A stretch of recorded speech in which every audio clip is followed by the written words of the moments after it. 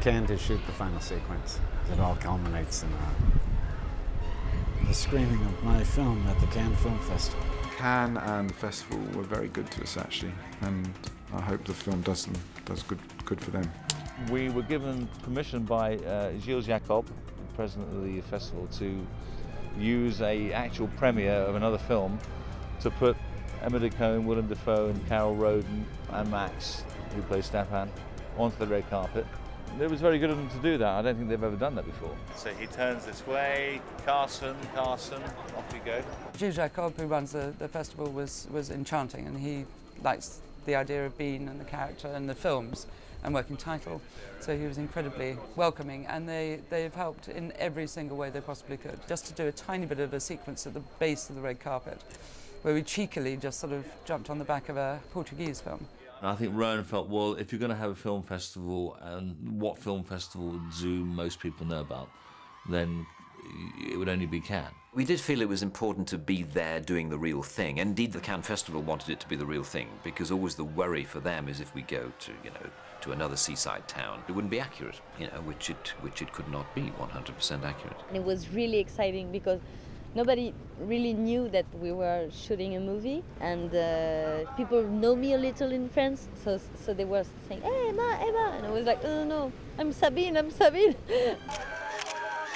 Willem just has come into it so generously and openly, and we gave him a girlfriend who was about 10 feet higher than he was to walk up the red carpet. We had 45 minutes to do our thing, and we couldn't use Rowan, so Rowan was a double in the car.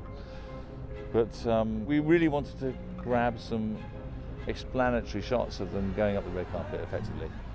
But the real story is behind the Palais, which is where we are now. And what's happened is that their fiendish plan to go in disguise has failed.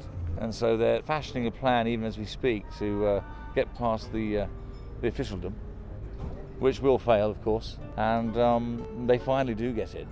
They get in mainly by running in. I don't think that the authorities in Cannes were remotely worried that we were going to spoil their reputation or their image. It was a little bit satirical, about the sort of nonsense of it and the pretentiousness of some of the film product that is seen there. And we have we have some jokes about that towards the end, but they're extremely oblique and extremely gentle. So they were happy to have us there.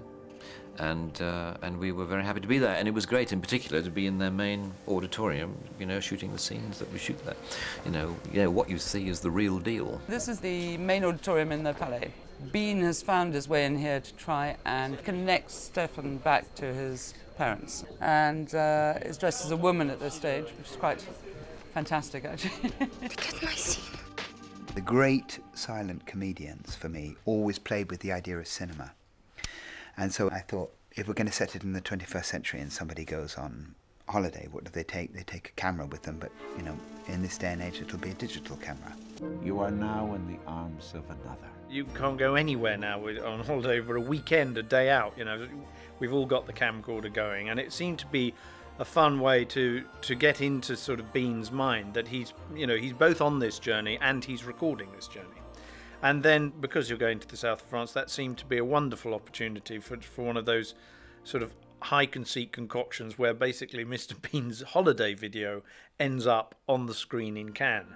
And you work the steps for that to work out, and I think it works very well. That it's gloriously absurd, but it sort of works, and it has that sort of emotional payoff at the end.